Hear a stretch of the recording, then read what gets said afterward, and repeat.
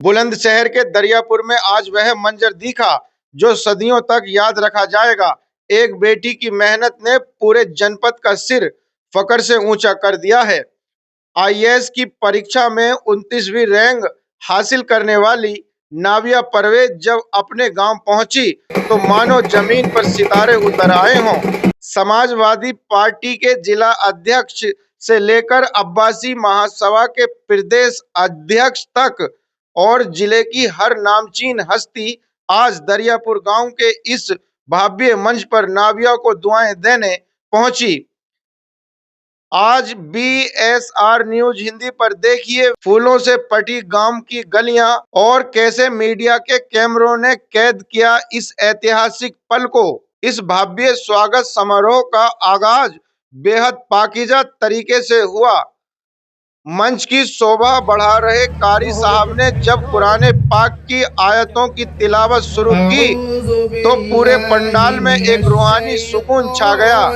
ये इस बात का सबूत था कि कामयाबी चाहे कितनी भी बड़ी क्यों न हो, अपनी जड़ें और अपनी तहजीब को कभी नहीं भूलना चाहिए। दरियापुर के इस मैदान में मौजूदा हजारों की भीड़ इस रूहानी आगाज की गवाह बनी। उधर मंच तैयार था और इधर गांव की गलियों में नाविया का काफिला गुजर रहा था। खुली गाड़ी में सवार नाविया परवेज पर गांव वालों ने इतने फूल बरसाए कि सड़कों पर कालीन सा बिछ गया। हर घर की छत से महिलाएं और बच्चे हाथ हिलाकर अपनी इस लाडली का स्वागत कर रहे थे। बुलंदशहर के इतिहास में शायद ही किसी बेटी का ऐसा जोरदार और खैर मकदम हुआ हो। इस ऐतिहासिक पल को दुनिया तक पहुंचाने के लिए जिले का पूरा मीडिया जगत दरियापुर के इस मैदान में मौजूद था। जब नाविया गांव के रास्तों से जनता का प्यार बटोर रही थी तब घंटों तक जिले के तमाम पत्रकार और कैमरामैन कड़ी धूप में ग्राउंड पर उनका इंतजार कर रहे थे। पत्रकारों की ये बेताबी बता रही थी कि नाविया की 29वीं रैंक सिर्फ एक खबर नहीं बल्कि बुलंदशहर के बदलते दौर की एक बड़ी दास्तां है। हर कोई नाविया की एक वाइट और उस एक मुस्कान को अपने कैमरे में कैद करने के लिए जिद्दोजहद कर रहा था। मंच की रौनक तब और बढ़ गई जब समाजवादी पार्टी के जिला अध्यक्ष मतलूब अली ने सभा में शिरकत की। उन्होंने नाविया को माला पहनाकर और सम्मानित चिन्ह देकर सम्मानित किया और कहा कि ये जीत पूरे जनपद की साझा विरासत है। वहीं सामाजिक कार्यकर्ता और अब्बासी महासभा के प्रदेश अध्यक्ष रईस अब्बासी ने भी नाविया का जोरदार स्वागत किया।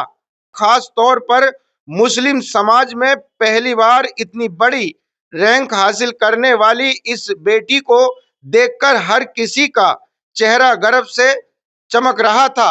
कार्यक्रम के अंत में जब नाविया ने माइक संभाला तो पूरा मैदान तालियों की गड़गड़ाहट से गूंज उठा।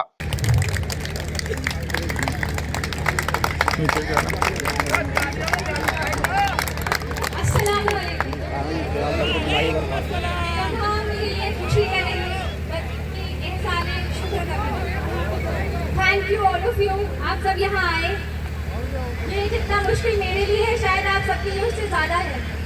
वो आपकी खुशी मुझे दिखाई दे रही है। Thank you so much.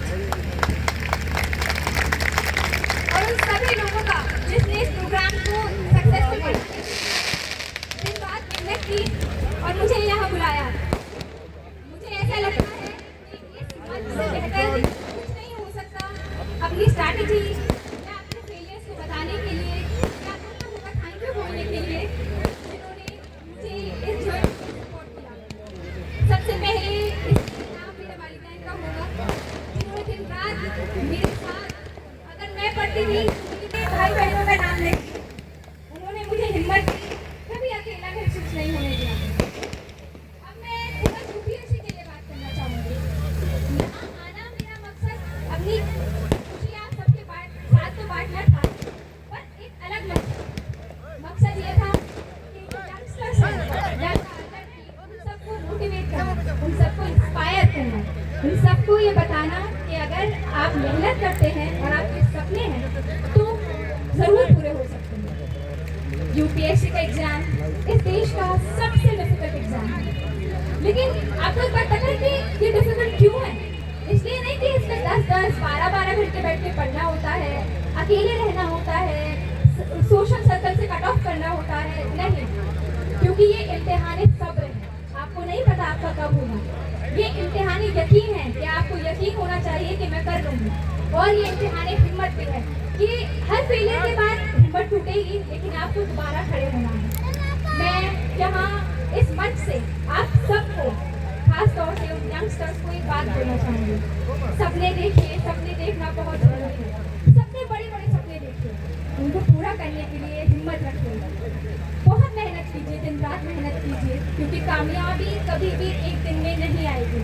आपको दिन रात पढ़ना पड़ेगा, बहुत बार गिरेंगे भी, पर मायूस नहीं होना है, आपको दोबारा उठना है, क्योंकि अगर मेहनत सच्चे दिल से की गई हो तो मैं मानती हूँ कोई चीज़ आपको नहीं रोक सकती, कोई भी चीज़। और एक और चीज़ होती है, जैसे मैं यहाँ अभी इस गाँव दरियापुर में खड़ी हूँ, तो बच्चे ये सोचेंगे कि हमारा गाँव तो बहुत छोटा है, हमारा शहर बहुत छोटा है, हम कैसे इतनी ऊंचाइयों तक पहुँचेंगे। तो एक बात हमेशा याद रखिएगा, टैलेंट किसी गाँव, किसी शहर का मोहताज नहीं होता। अगर काबिलियत है तो आप यहाँ से निकलकर देश में, पूरे देश में अपना नाम रोशन कर सकते हैं। आपका घर छोटा हो सकता है, पर सपने कभी छोटे नहीं होने चाहिए। तो सपने हमेशा बड़े देखिए, उन सपनों को पूरा करने के लिए मेहनत कीजिए, दिन रात मेहनत कीजिए। मैं एक स्पेशल मैसेज अपनी बहनों को भी देना चाहूँगी, उन यंग बहनों को जो लाइफ में कुछ करना चाहती हैं, आगे बढ़ना चाहती हैं। देखिए, घर आपकी जिम्मेदारी है या हो सकता है, लेकिन समाज की आप ताकत है, इस बात को समझिए। तालीम को हासिल कीजिए, ऐसी तालीम जो इंसानियत के काम आए। और हमारे फर्स्ट प्राइम मिनिस्टर ने एक बात कही कि जब एक वुमेन आगे बढ़ती है तो उसके साथ पूरा गांव आगे बढ़ता है। जब एक गांव आगे बढ़ता है तो पूरा देश आगे बढ़ता है। तो ये मत सोचिए आप अकेली है, नहीं, जब आप आगे बढ़ेंगी तो पूरा गांव आगे बढ़ेगा, पूरा देश आगे बढ़ेगा। तो मेहनत कीजिए, लगे रहिए, अपने सपनों को बड़ा रखिए। और एक मैसेज, स्पेशल मैसेज उन फैमिलीज के लिए, प्लीज अपने बच्चों को सपोर्ट कीजिए। बच्चा स्कूल में बाद में जाता है, पहले आप उसके टीचर हैं, उसके टैलेंट को पहचानिए, उसे दूसरों से कंपेयर मत कीजिए, उस बच्चे को सही डायरेक्शन दीजिए। उस बच्चे के टैलेंट को दिखाने वाले पहले पेरेंट्स ही होते हैं। तो प्लीज आप सब अपने बच्चों पर, तालीम पर ध्यान दीजिए। Thank you so much. उन्होंने अपनी कामयाबी का श्रेय अपने माता पिता, गुरु और दरियापुर की दुआओं को दिया। आज का ये दिन दरियापुर की मिट्टी के लिए किसी ईद से कम नहीं था।